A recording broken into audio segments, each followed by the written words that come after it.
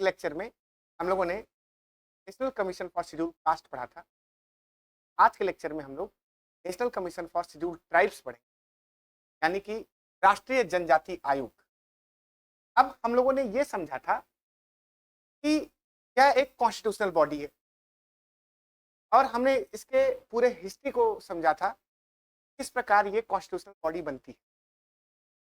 तो national commission for schedule caste और national commission for schedule tribes तो अलग अलग कॉन्स्टिट्यूशनल कमीशन बन जाते हैं, संवैधानिक संस्थाएं बन जाती हैं इस अमेंडमेंट से। तो 89 89वें संविधान संशोधन जो कि 2003 में।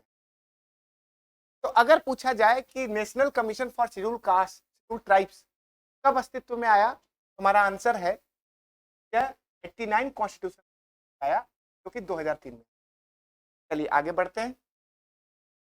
अगर हम बात करें कि कौन सा आर्टिकल जुड़ा, तो आप लोग को पता है कि पहले एक आर्टिकल था आर्टिकल 338, इसमें national commission for schedule cast and tribes था।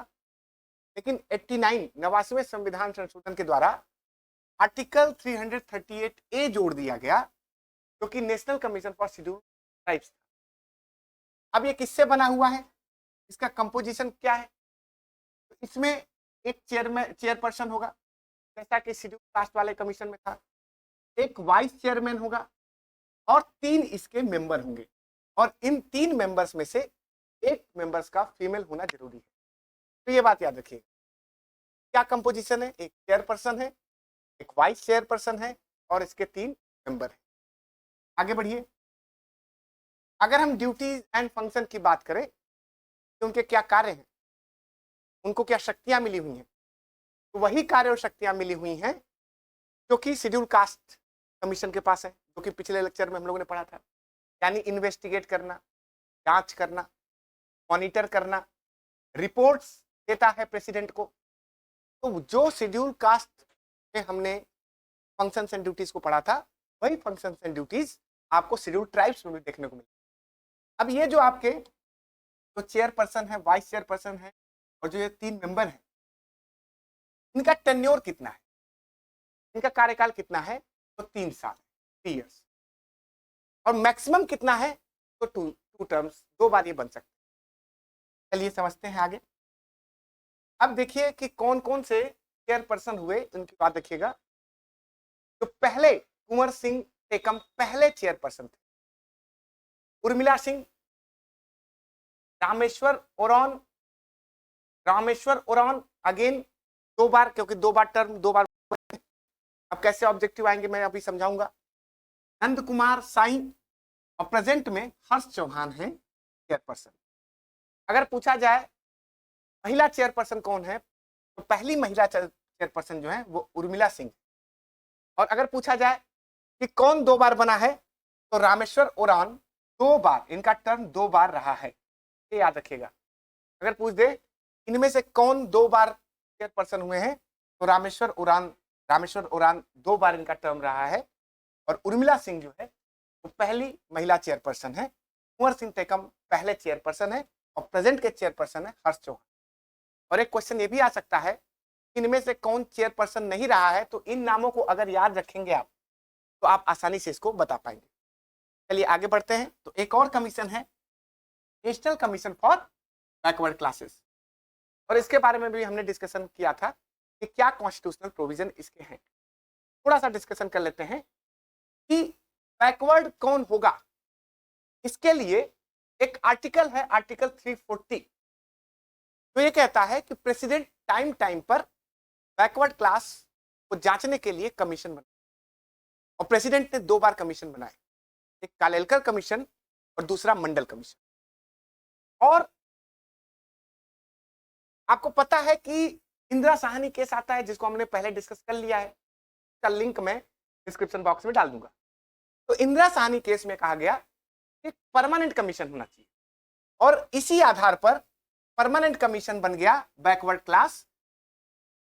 14 अगस्त 1993 को, 14 अगस्त 1993 को बैकवर्ड कमीशन एक परमानेंट कमीशन बन गया। लेकिन अभी ये कॉन्स्टिट्यूशनल कमीशन नहीं है, अभी ये एक्ट के द्वारा बना हुआ है। क्योंकि इंदिरा साहनी केस में कहा गया कि कमीशन बनाया जाए। तो कमीशन तो बन गया, लेकिन ये एक्ट से बना हुआ कमीशन है। इसको कॉन्स्टिट्यूशनल बॉडी कब बनेगा? तो याद रखना है 102 कॉन्स्टिट्यूशनल अमेंडमेंट एक्ट जो 2018 में आया, इसके द्वारा इसको कॉन्स्टिट्यूशनल बॉडी बना दिया गया। और कौन सा आर्टिकल जोड़ा गया? तो आर्टिकल 338 बी। अब करंट की पोजीशन समझिए। आर्टिकल 338 किससे रिलेटेड है? तो national commission for schedule cast से रिलेटेड। आर्टिकल 338 एक किससे संबंधित है? तो यह national commission for schedule tribe से संबंधित है। और आर्टिकल 338 भी किससे रिलेटेड है? तो ये national commission for backward classes इससे संबंधित है। मुझे लग रहा है आपको ये क्लियर हो गया होगा। चलिए आगे बढ़ते हैं। अब इसका भी कंपोजिशन कैसा है? वैसा ही है। एक चेयरमैन होगा, एक वाइस चेयरमैन होगा और 3 मेंबर होंगे, और इनमें भी एक फीमेल मेंबर का होना जरूरी। फंक्शन वैसे ही है, इन्वेस्टिगेट करना, मॉनिटर करना, सेफ गार्ड के रूप में आना, रिपोर्ट प्रेजेंट करना, ये सारे फंक्शंस वैसे ही हैं जैसे शेड्यूल कास्ट और शेड्यूल ट्राइब्स के हैं। चलिए आगे बढ़ते हैं। अब अगर हम चेयरमैन की बात करें तो चूंकि ये जो कमीशन है वो 1993 में बन गया था, आप लोग को पता है। 14 अगस्त इसके रिकमेंडेशन पे, तो इंदिरा साहनी केस के रिकमेंडेशन पर इसका गठन हुआ। तो पहले जो चेयरमैन है वो है RN प्रसाद, और प्रेजेंट में जो चेयरमैन है वो है हंसराज गंगाराम अहिर। पहला है, लास्ट का याद रखना है। इनको एक बार जरूर देख लेना है, क्योंकि ये क्वेश्चन आ सकता है इनमें से कौन चेयरमैन नहीं रहे हैं। तो आपको याद रखना चाहिए, जैसे श्याम सुंदर, PL Yadav, Ram Surat Singh, S रत्नावल पैंड्रियन, MN Rao, बेंगला Ishwariya, भगवान लाल साहनी, प्रेजेंट में है हंसराज गंगाराम। तो इस तरीके से आज हमने कॉन्स्टिट्यूशनल बॉडीज को समाप्त कर लिया है, भी संवैधानिक हमारे बॉडीज हैं को समाप्त कर लिया है।